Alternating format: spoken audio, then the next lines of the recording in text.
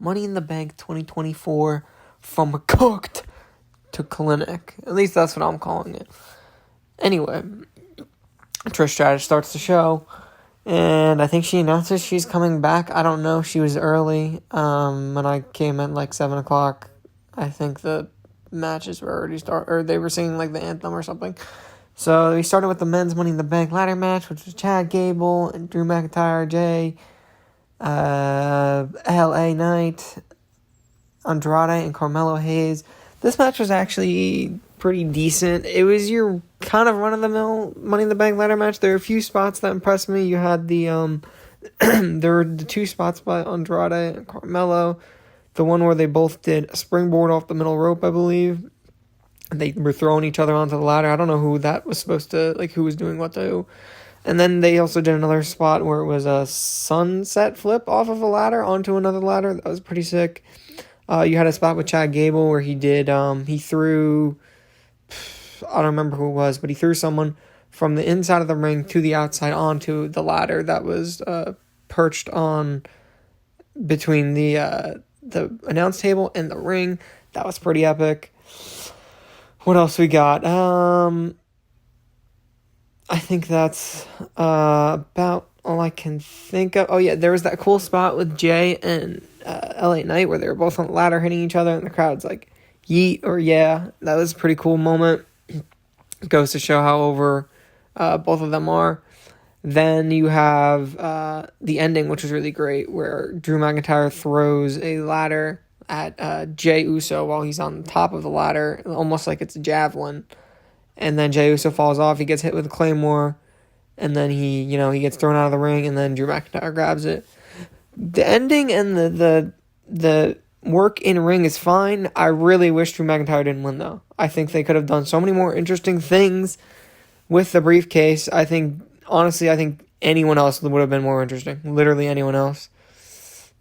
Maybe, I think anyone else would have been more interesting. Chad Gable, they could have done stuff with him and Sammy.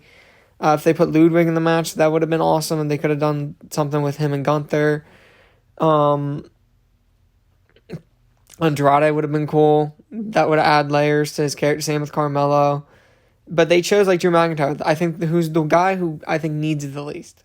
But, I mean, if we're looking at, like, what makes the most sense in terms of, like, in-universe, if this is, like, WWE 2K, Drew McIntyre probably has the highest overall. Likely, I would say.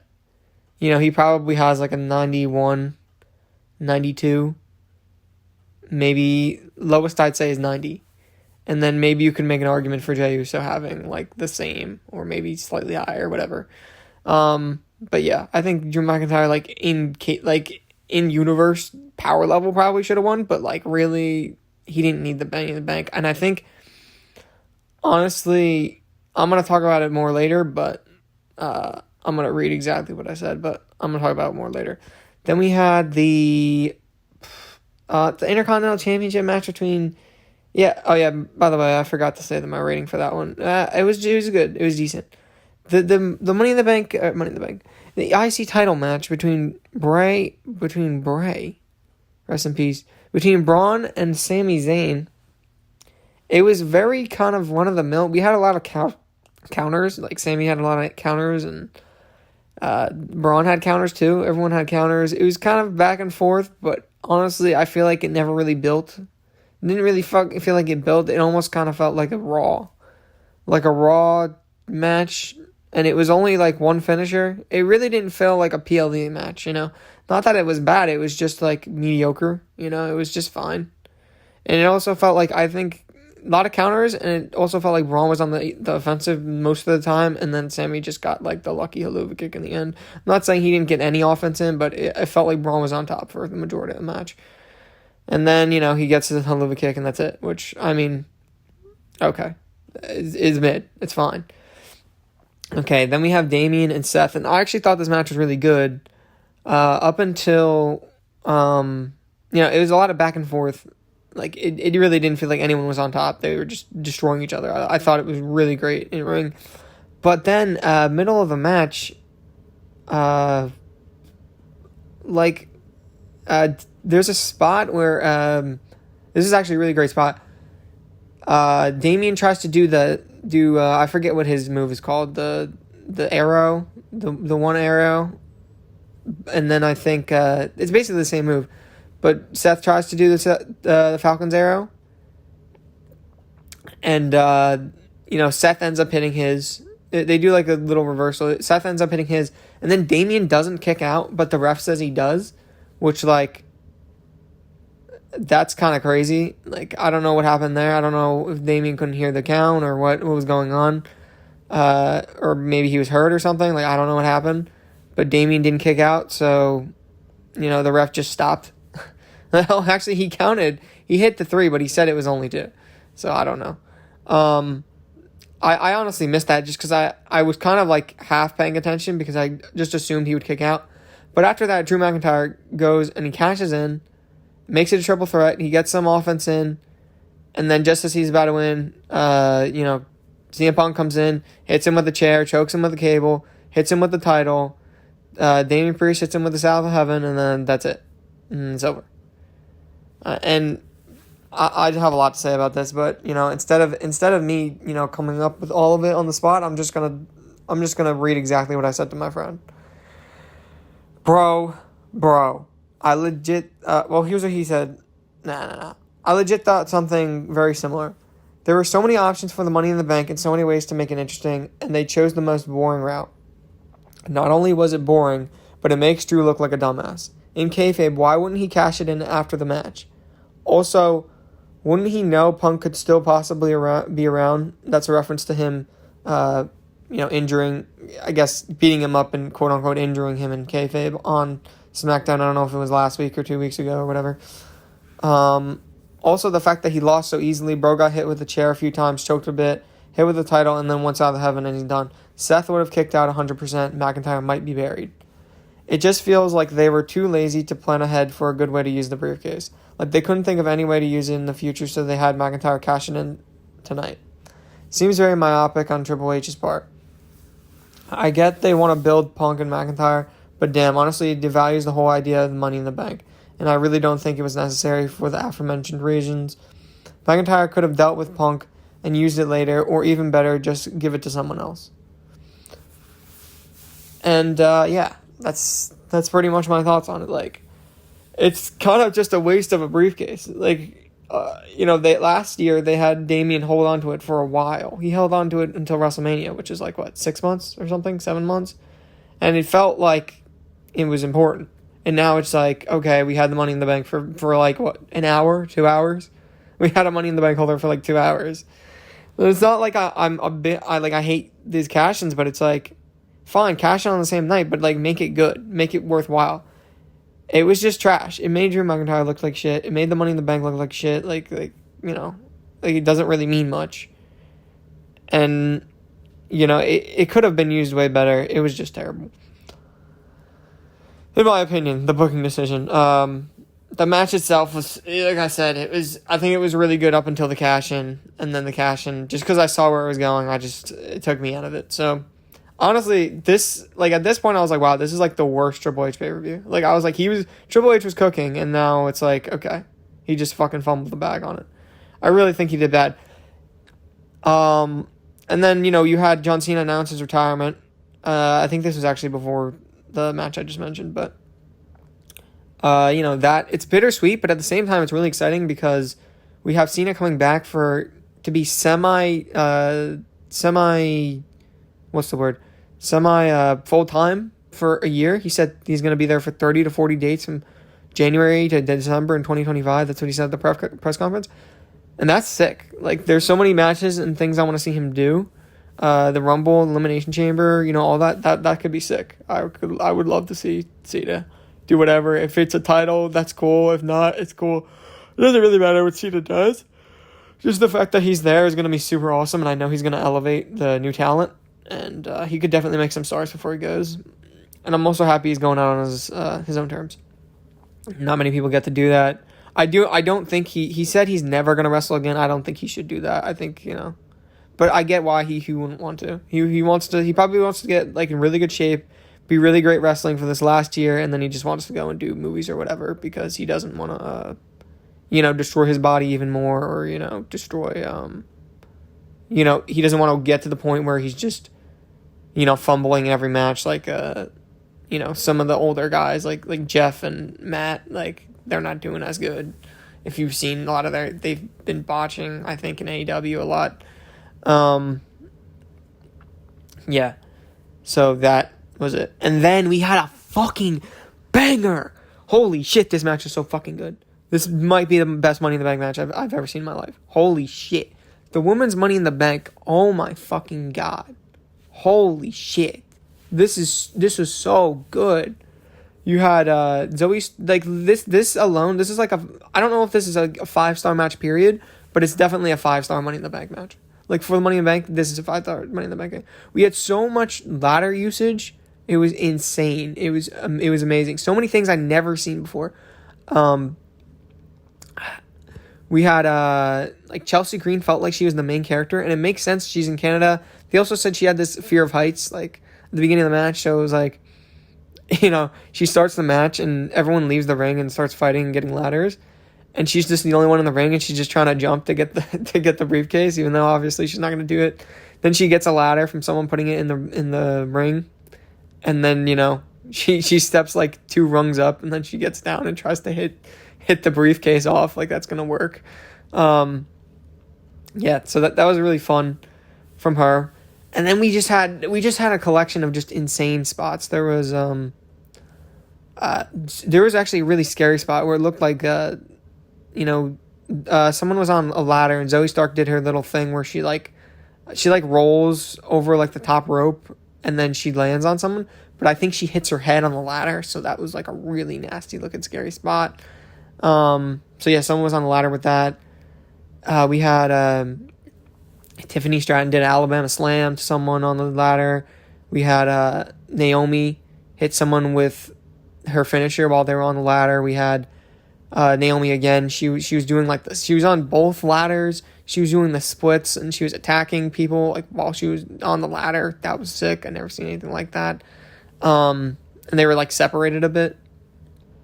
We had Chelsea Green did an unpretty her to someone else on the ladder, and that was, the spot didn't look that good, but it didn't really matter. It was still great. Fucking, oh my god, Lyra Valkyria German suplexes Io off one of the rungs of the ladder. Like, it was an insane looking spot. I didn't think they were gonna actually do it, and they did, and it was actually crazy. Oh my god, that was insane. Tiffany Stratton, she charges Io with the ladder, and Io stuck in the corner with the ladder, like lined up on her, and she runs up the ladder and then does a I think it's, I don't know if you could call it, yeah, I guess it's a swanton, like outside. I was like, oh my god. They just kept fucking cooking. Like, they did like all these spots of the ladder. I know I'm missing some too, but like they were just cooking. Like, I've never seen a ladder match this good. Like, oh yeah, oh my god, Io did a so Zoe Stark, like, she drop kicked someone off a ladder at one point, and she also took some move from Io Sky, which was like some slamming like pile driver through a ladder that was arced, that was what's it called, like bridged from the one of the rungs of the ladder to the middle rope. Oh my god, that was an insane spot. Like, holy shit. And then, it looked like Chelsea Green was going to win. Like I said, Chelsea Green kind of felt like the main character in this match. And what was great about it was she went to unhook it, and she actually, like, I don't know what you want to call it, but she started to unhook it. And it looked like she was going to win, because no one ever, like, actually starts to unhook it unless they're about to win. Most of them just fumble around with the briefcase. But no, she actually starts to unhook it, and then the ladder shakes. Tiffany Stratton comes up, pushes Chelsea Green off the ladder into tables that she helped Chelsea Green set up, and then into tables that her and Chelsea Green set up, and then Tiffany Stratton grabs the briefcase and she wins. And I do think Chelsea Green would have been better to win, and it would have been like a better story in a ring for her to like overcome her fear of heights and actually win. But it's like, it doesn't really matter. Tiffany Stratton's also a very good choice, and like the match itself was just so fucking good that it's like, there's nothing really for me to say that I can say much. Like, I think even Michael Cole and Corey Graves, I think they were calling it. I think they even gave the girls like a standing ovation because that was literally, I think that was the best Money in the Bank match I've ever seen in my life. Like, it was incredible. I think that's single-handedly saves the pay-per-view. Like, it was probably like the worst. It probably still is the worst Triple H PLE, but it's like that match alone like elevated the entire event. Like that match brings it from like a C or like a D event like to the next letter grade. Like, I'm not even joking. Like, if it's a C, it's a B. If it's a D, it's a C. Like, that match alone was just that good. I swear. And then we had the final match, which is the Bloodline versus Cody Rhodes, Kevin Owens, and Randy Orton. And this match was, I almost felt like it should have been just a tornado tag or no disqualification match. But it's like, they didn't really need it, you know?